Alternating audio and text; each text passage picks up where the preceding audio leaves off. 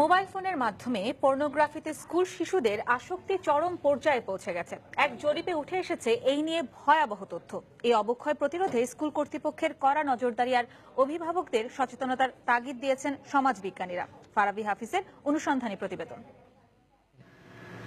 না, হ্যাঁ বলো।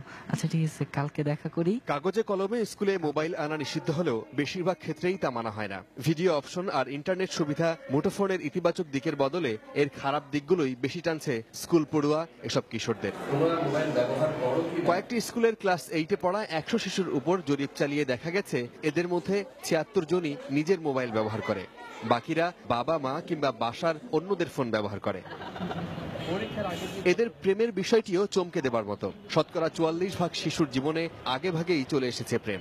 আমার একটা বয়ফ্রেন্ড থাকতেই হবে, না থাকলে আমি স্মার্ট না। বেঞ্চের নিচে সবাই মোবাইল রেখে তারপর মানে বিভিন্ন জিনিস দেখে, যা আসলে মানে অন্যরকম। আসলে এনভায়রনমেন্টটা এত পচা হয়ে গিয়েছে যে আমরা না করে থাকতে পারছি না। 6th-এর বাচ্চাকে যদি বলেন যে সব বাজে চিত্রগুলো ভিডিওগুলো যে দেখে না, তাহলে বলবেন যে ও কোন যুগে আছে, অন্ধকার যুগে আছে। ফিজিক্স ক্লাসের ভিতরে খুব বোরিং হয়ে গেছে, কানের ভিতর হেডফোন ঢুকায় দেখ গান শুনতেছে, অথবা একজন আরেকজনের দেখ আমার এই বয়ফ্রেন্ড আছে, আমার এই এতগুলো বয়ফ্রেন্ড নিয়ে আমি ঘুরি, এর সাথে এই ছবি তুলছি, কালকে এখানে ডেটিং এ গেছিলাম।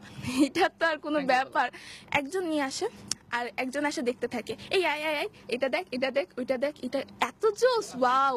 মোবাইলে ব্যবহৃত ছোট্ট এই মেমোরি কার্ডে সামান্য টাকাতেই গান বা রিংটোন ডাউনলোডের দোকান থেকে পূর্ণ ছবি ভরে নেওয়া এখন মামুলি ব্যাপার। যারা এই ধরনের মেমোরি কার্ডগুলো একবার কিনে নিয়ে যায়, তাদের কালেকশনের জন্য এখানে এসে আবার চেঞ্জ করে নিয়ে যাচ্ছে। কয়েকদিন আগে উত্তরে একটা ঘটনা দেখেছি, 3টি স্টুডেন্ট কম বয়সী একটা মেয়েকে জোর করে নগ্ন করে অশ্লীল ভিডিও করেছে। বেসরকারি এক হিসেবে এ ধরনের দোকানগুলোর মাধ্যমে দেশে দৈনিক 2.5 কোটি টাকার পর্ণ ছবি বিক্রি হচ্ছে।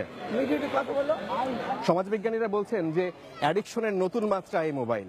যদি মা বাবা সচেতন হন তাহলে এই সমস্যা কিছুটা হলেও সমাধান সম্ভব। আর প্রিয় সন্তানটি কখন কি করছে সে বিষয়ে মা বাবা যদি খেয়াল না রাখেন তাহলে এই সমস্যা আরো ঘনীভূত হবে ভবিষ্যতে।